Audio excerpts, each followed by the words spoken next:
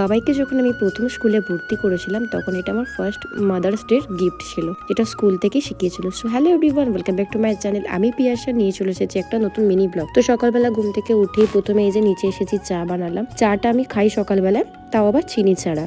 যাই হোক, চাটা খেয়ে দিয়ে আজকে আমি ব্রেকফাস্ট বানাবো। তো আমি যেহেতু এখানে এটা থাকি না, তো মানে নতুনত্ব কিছু বানাতে হলে আমি এখানে বানাই। তো আজকে ভাবলাম একটু ওই যেটা আমি বাড়িতে মাঝে মাঝেই বানাই, যেটা হচ্ছে সুজি দিয়ে ওই টক দই দিয়ে যেটা একটা চিল্লা মতন বানায়, তো ওটাই বানাচ্ছি। তো প্রথমে এই যে যা যা সবজি দেবো, এখানে টমেটো, পেঁয়াজ আর কিছুই নেই, লঙ্কা 3টে দিয়েই বানাবো।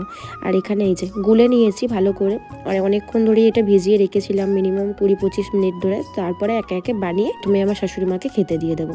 আর এটা মানে কি জানি না কেন এরকম উঠতে চাইছিল না। এগুলো ননস্টিকের করাতে খুব ভালোভাবে হয়। যাই হোক, খাওয়া দাওয়া করে উপরে চলে এসেছি, এসে এবারে বিছানা গোছাচ্ছি। এটা প্রত্যেক দিনের কাজ। আমি আগে নিচে যাই, তারপরে এসে বিছানা গোছাই, ঘর দোর মানে পরিষ্কার করি।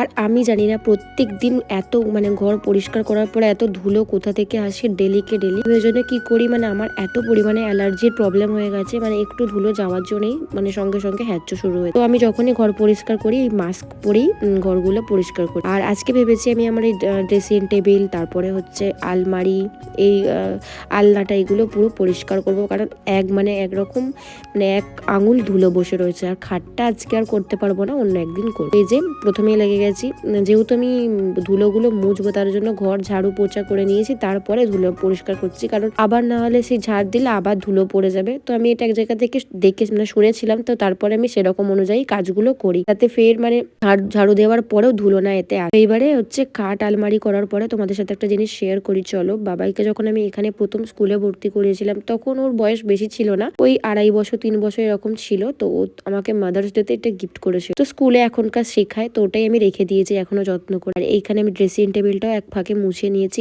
এত ধুলো পড়েছিল না, কেমন যেন হচ্ছিল আমার একটা। তো যাই হোক, তাও লেট করেই আমার ধুলোটা পরিষ্কার করা হয়েছে। তো এখন আমি স্নান করবো। টাটা, দেখা হবে নেক্সট ভিডিওয়ে।